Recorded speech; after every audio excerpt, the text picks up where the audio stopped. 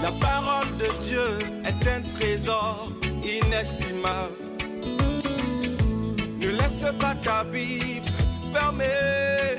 Oh non, non. Lis-la, médite-la, nourris-toi. Lis-la, médite-la, nourris-toi. Bonjour. Ce n'est pas une catastrophe de plus qui va s'abattre prochainement sur notre bonne vieille planète, mais la manifestation visible d'un événement scientifique annoncé depuis bien longtemps, à savoir que la comète 12P Pont-Brooke passera tout bientôt près de la Terre. On l'a surnommée la comète du diable, à cause de la forme de sa chevelure, elle qui file droit vers notre coin de système solaire et qui sera donc visible à l'œil nu le 2 juin prochain.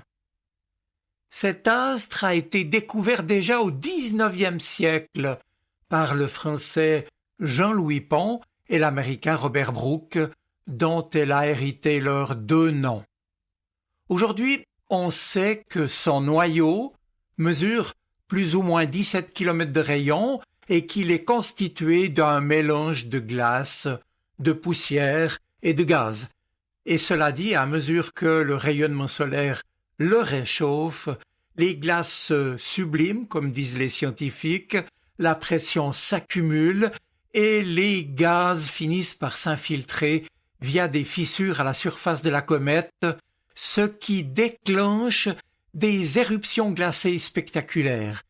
Et ainsi la comète se pare d'une chevelure, dit-on, c'est-à-dire l'enveloppe de gaz et de poussière qui l'entoure, qui est de plus en plus opulente. Mais mes amis, soyons-en rassurés, la comète ne constituera en aucun cas une menace pour notre Terre, puisqu'elle passera loin, mais quand même à 232 millions de kilomètres de nous.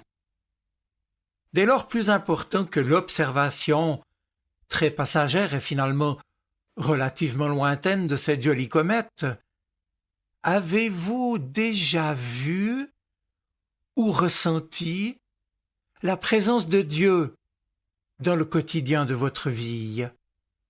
Car le Dieu auquel nous croyons, le Dieu sur qui nous avons mis notre espoir, notre joie et notre espérance, est véritablement un Dieu compatissant, attentif aux besoins des hommes, à leurs souffrances et à leur misère. Un Dieu donc qui ne passe pas loin dans le ciel au-dessus de nos existences, mais qui se fait proche au cœur de nos vies. Et voici donc ce que le Seigneur lui-même dit. C'est dans le livre de l'Exode, au chapitre 3, les versets 7 et 8. « Oui, dit Dieu, j'ai vu la misère de mon peuple qui est en Égypte. Et j'ai entendu ses cris sous les coups des chefs de corveille. Oui, je connais ses souffrances. Je suis descendu pour le délivrer. » Fin de citation. D'ailleurs, quand Dieu se montre à Moïse sur le Sinaï, il se présente ainsi: Dieu tendre et miséricordieux, lent à la colère, plein d'amour et de vérité, qui reste fidèle à des milliers de générations, qui supporte la faute, la révolte et le péché, mais sans rien laisser passer. Voilà, mes amis, tout est dit. Car ici, il ne faut pas confondre tendresse et mollesse. Dieu ne laisse rien passer. En comparaison, en effet, que dirait-on de parents qui, sous prétexte d'aimer leurs enfants, laisseraient tout passer, même ce qui peut être mauvais pour eux? On dirait évidemment que ce sont des parents qui n'aiment pas vraiment leurs enfants. Or, voilà la grande découverte dont nous fait part la Bible, la grande révélation que le Seigneur donne lui-même, c'est qu'il est tendresse. Et dira le Nouveau Testament, il est amour. Plus encore, Dieu nous dit de lui-même: « Une femme oublie-t-elle son petit enfant? Est-elle sans pitié pour le fils de ses entrailles? Même si les femmes oubliaient, moi je ne t'oublierai pas, déclare le Seigneur. » C'est en Ésaïe 49.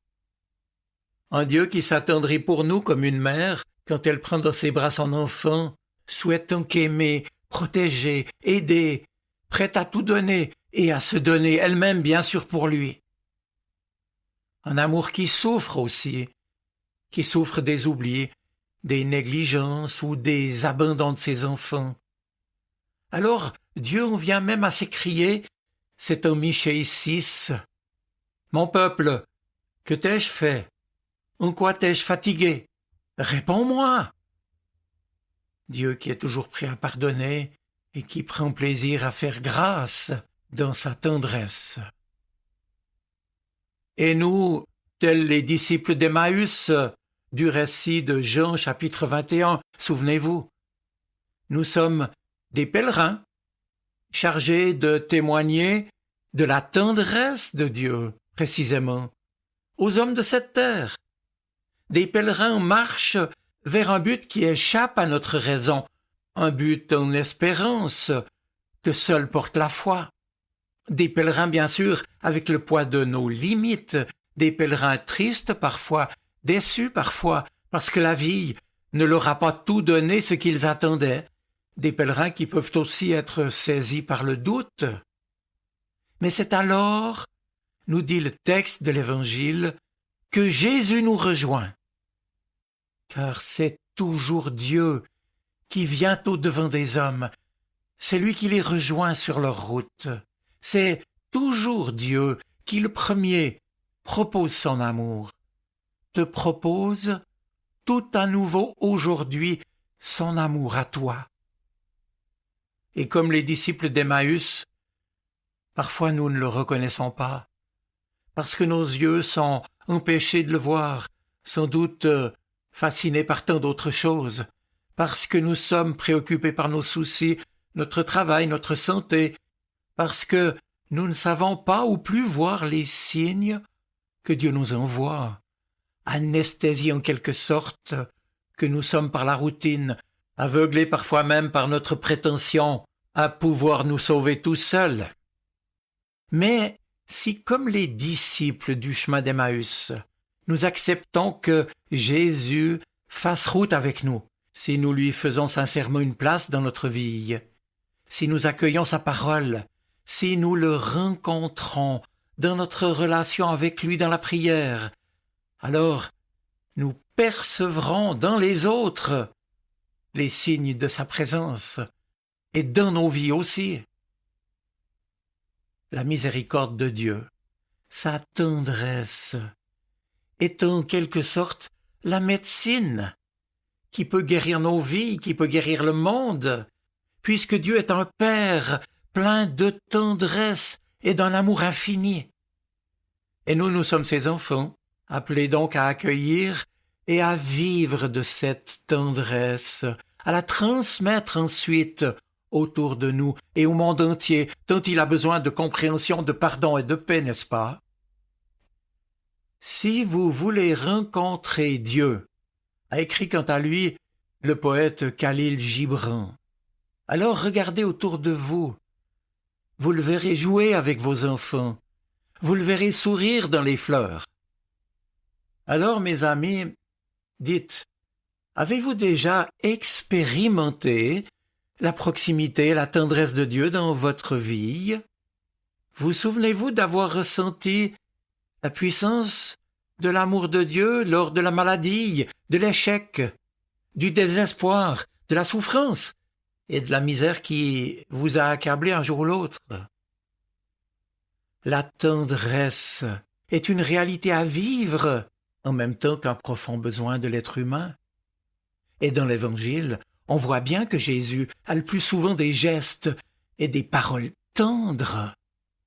Cette tendresse, nous en avons tous besoin. Et il est donc urgent d'oser la vivre. Oui, la tendresse est une réalité à vivre en même temps qu'un profond besoin de l'être humain. Et j'en témoigne pour ma part. Dieu n'est pas absent, il nous accompagne jour après jour. Et à toi aussi, aujourd'hui, le Seigneur te promet qu'il est là, présent dans ta vie, discret certes, et qu'il prend patience devant nos faiblesses et nos manques d'amour. Le Seigneur nous confirme qu'il est un Dieu qui chemine avec nous sur les routes de nos vies, quelles qu'elles soient. Et ce n'est donc pas lui qui nous assène les malheurs de nos vies, mais c'est lui qui nous aide à repartir, à reprendre, jour après jour, le chemin de la vie qui nous en donne la force et le courage. Le crois-tu? Et tu peux le vivre aujourd'hui déjà. Inutile donc d'attendre qu'une comète, aussi belle soit-elle, te fasse signe. Je vous souhaite une bonne semaine. Soyez bénis. Amen. La parole de Dieu est un trésor inestimable. Ne laisse pas ta Bible fermée. Oh non, non. Lis-la, médite-la, nourris-toi.